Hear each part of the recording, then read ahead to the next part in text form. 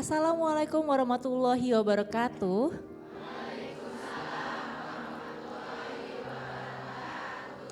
Selamat datang dalam program Kajian Hati bersama Ustadz Hilman Fauzi.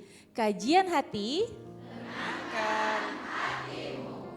Masya Allah, Alhamdulillah di malam yang penuh hikmat ini kita sama-sama diberikan kesehatan untuk bisa berkumpul kembali di Masjid As-Sofia Bogor bersama para jamaah dan juga pemirsa di rumah yang sedang menonton dengan tema yang begitu spesial, yaitu jalan terjal tapi rahmatnya tak pernah gagal. Dalam sekali temanya ya Bunda ya. Nah, malam hari ini bersama saya Alisa Subandono akan menemani pemirsa di rumah dan juga para jamaah untuk mendampingi Ustadz Hilman Fauzi. Mungkin kita sudah gak sabar ya untuk mendengar tausiah dari Ustadz. Tapi mungkin kan jalan terjal setiap orang itu berbeda ya Ustadz ya. Tapi bagaimana nih kita sebagai manusia untuk bisa memaknai jalan terjal tersebut sehingga kita bukannya akhirnya mengeluh tapi kita berserah diri kepada Allah. Bismillahirrahmanirrahim. Assalamualaikum warahmatullahi wabarakatuh.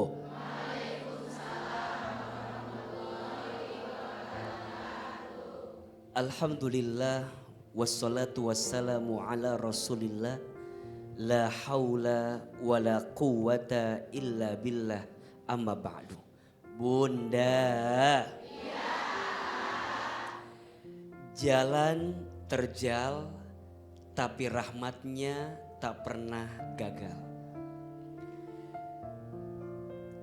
Kita semua pernah ngalamin kondisi jatuh, sakit, terluka, dikecewakan dalam hidup. Pernah atau tidak? Kemana hendak hati ini berjalan dan melangkah saat kondisi terjal datang menemui kita? Maka jawabannya adalah back to Allah, kembali kepada Allah. Ada 3 yang harus Bunda fahami tentang keyakinan kita kepada Allah agar Bunda semakin tenang menjalani hidup yang sedang dijalani. Yang pertama, la ahada arhama bika min rabbika. Tidak ada satupun yang paling menyayangi kita kecuali Allah Subhanahu wa ta'ala. Jawab, siapa yang paling sayang sama kita? Siapa yang paling cinta sama kita? Ketahuilah, cinta manusia ada batasnya. Betul? Cinta manusia ada berubahnya.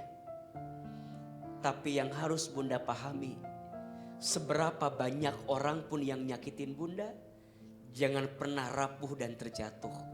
Karena ada satu zat yang tak akan pernah berhenti mencintai kita. Siapa? Allah. Yang kedua, la ahada a'lama bihammika illa rabbika.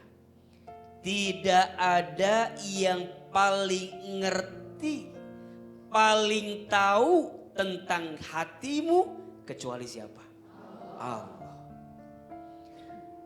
Kita sering merasa ya, ada takdir-takdir yang terjadi yang mungkin gak sesuai dengan maunya kita. Pernah gak? Kita mintanya A, dikasihnya B. Maunya suami yang soleh, dapatnya kurang soleh. Bunda jangan merasa Allah gak tahu perasaan kita. Allah tahu kok. Allah dengar doa kita. Allah lihat rintihan suara kita. Allah lihat seperti apa perjuangan kita. Tapi kenapa Allah memberi tidak sesuai dengan maunya kita? Karena Allah tahu mana yang kita butuhkan dalam hidup. Betul? Kadang kegagalanmu pada satu hal justru adalah cara Allah menyelamatkanmu dari sesuatu yang tidak baik untukmu. Jangan pernah menghina keadaan. Karena malam pun tidak pernah menghina takdirnya menjadi gelap.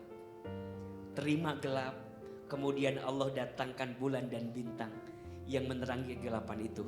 Betul?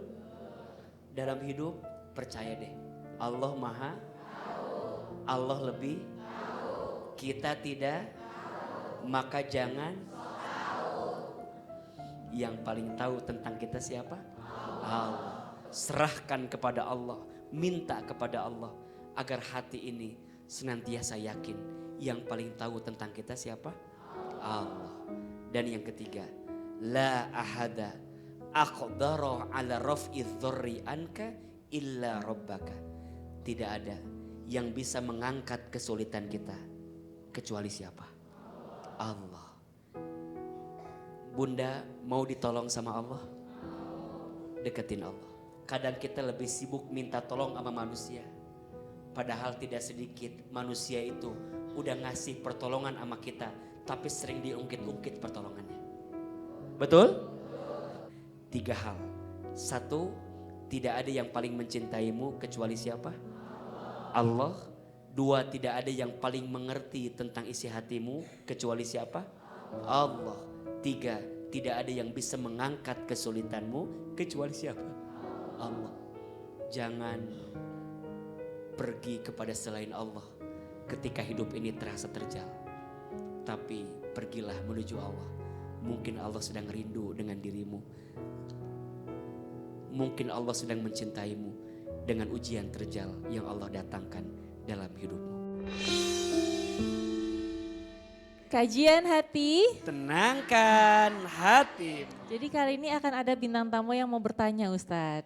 Bernama Ibu Susan. Boleh Ibu Susan mau bertanya kepada Ustadz? Nah, silakan. Assalamualaikum warahmatullahi wabarakatuh. Waalaikumsalam warahmatullahi wabarakatuh.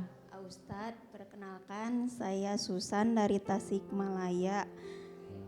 Saya seorang janda sekaligus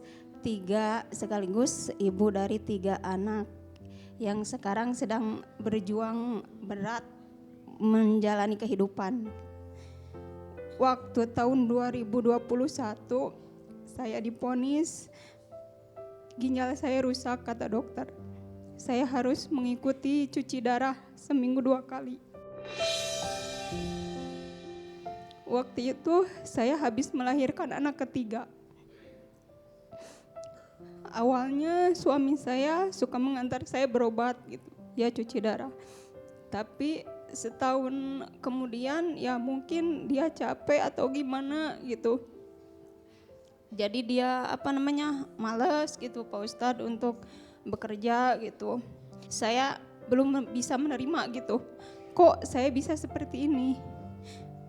Nggak ada tanda-tanda awalnya gitu ya. Waktu hamil kan saya sehat gitu, waktu hamil ketiga. Saya sempat waktu itu mau ya karena frustasi gitu.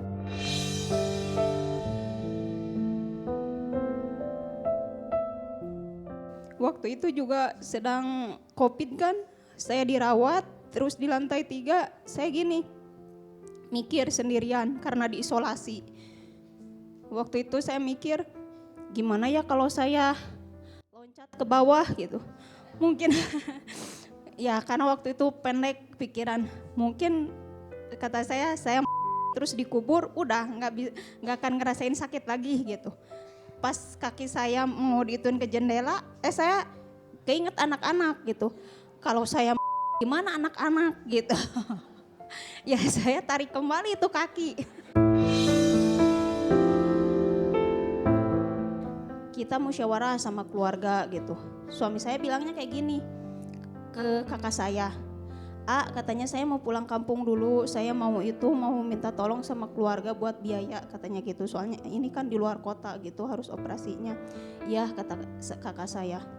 Setelah itu pas mau berangkat waktunya ditelepon ke saudara suami saya gitu. Kata saudara suami saya katanya nggak ada gitu suami sayanya. Terus saya nanya kemana, katanya jalan sama wanita lain gitu. Setelah itu saya frustasi gitu. Astagfirullah, kok begini banget nasib saya gitu ya. Terus saudara saya gitu, kakak saya, adik-adik saya nyemangatin saya, katanya, kamu nggak boleh patah semangat, di sini masih ada kami. Gitu. Ya udah, setelah itu saya berangkat sama saudara-saudara saya ke Bandung untuk jalanin operasi gitu ya. Setelah sampai di Bandung, saya jalanin operasi, awalnya gagal yang di bawah. Saya mikir kayak gini, ya Allah, operasinya kok gagal kayak gitu. Padahal udah selesai, katanya Bu Susan, ini bagus, hati-hati jangan angkat yang berat-berat, katanya gitu. Ya siap, kata saya. Terus pas udah turun, malah si pembuluh darahnya enggak putus. Jadi harus dioperasi lagi di atas. Sampai akhirnya saya mikir kayak gini, dioperasi aja sampai 2 kali. Oh mungkin rumah tangga saya akan berakhir gitu karena operasinya gagal gitu yang pertama. Setelah itu saya pulang dari operasi, suami saya pulang ke rumah. Terus dia bilang, cengenges, kayak orang gak punya salah. Katanya, Bu udah ya operasi, kata saya. Nah terus saya bawa dia ke rumah. Saya ngomong sama dia, ngapain pulang ke sini, kata saya gitu ya. Nah terus dia bilang, ya kan ke istri, katanya. Ke istri, waktu kemarin waktu saya keadaan kritis, kamu di mana, kata saya gitu. Ya udah, saya ngomong sama suami saya, maaf, kata saya, bisakah Anda pulang, kata saya, ke rumah Anda.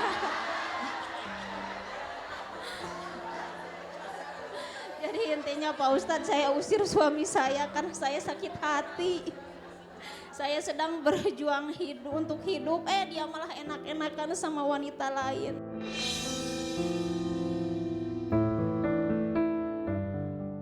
Bunda izin, akhirnya Bunda dengan suami berpisah. Iya, karena saya yang minta, tapi belum ke negara Ustadz, baru surat resi. Oke. Talak. Izinkan Bunda sekarang sakit. Iya. Gimana, siapa yang nyari nafkah atau biaya buat Bunda hidup? Awalnya anak saya yang pertama. Dia berapa tahun? Sekarang mah kelas 1 SMP kalau diterusin. Waktu kelas 4 SD anak saya melihat perlakuan ayahnya gitu gimana kepada saya. Saya kan sering masuk keluar rumah sakit kayak gitu. Terus anak saya yang pertama nyaksiin suami saya kasar sama saya gimana gitu. Nah dia itu iseng-iseng jualan di rumah sakit. Bunda. Ya, Mantan suami, mantan istri mungkin akan ada. Tapi kalau mantan anak sampai kapanpun tidak akan pernah ada, betul? Sebenarnya AA agak males sih ngebahas suami ibu ya. Tapi ibu yang nanya itu ke AA. Iya tentu kalau ditanya dosa atau tidak seorang suami meninggalkan istri? dosa. Suami menelantarkan istri? Suami tidak bertanggung jawab sama keluarga? Zolim. Itu mah gak usah dibahas Bunda. Udah pasti itu mah dosa pisan. Dosa banget. Dan Bunda beruntung dijauhkan sama suami yang seperti itu. Jangan sesali kepergiannya. Bahagia. Bunda teh jangan sampai punten ya. Harus tersakiti terus gara-gara suami yang pernah menyakiti kita. Betul?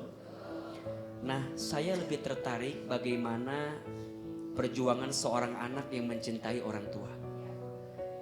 Kita harus belajar banyak Bunda sayang. Pintu keberkahan hidup kita itu tergantung orang tua. Muliakan orang tuamu, maka Allah muliakan hidupmu. Sayangi orang tuamu, maka Allah akan sayangi hidupmu. Kita mendengar kisah Arya yang berani berkorban untuk ngurusin ibunya. Membiayai pengobatan ibunya, harus berjualan. Ini sesuatu yang harus jadi contoh buat kita. Kalau kita mau ditolong sama Allah, bantulah hambanya Allah. Bantulah saudara. Apalagi ini bantu orang tua. Udah pasti. Wallahu fi auni al-abdi ma kana al-abdu fi auni akhihi. Allah akan menolong hambanya selama hambanya menolong saudaranya. Maka hati-hati dengan orang yang suka meninggalkan tanggung jawab atas apa yang ditanggungnya. Kata Nabi SAW dalam hadis riwayat Abu Daud dan An-Nasai, cukuplah seseorang dianggap berdosa jika ia menyia-nyiakan orang yang menjadi tanggungannya.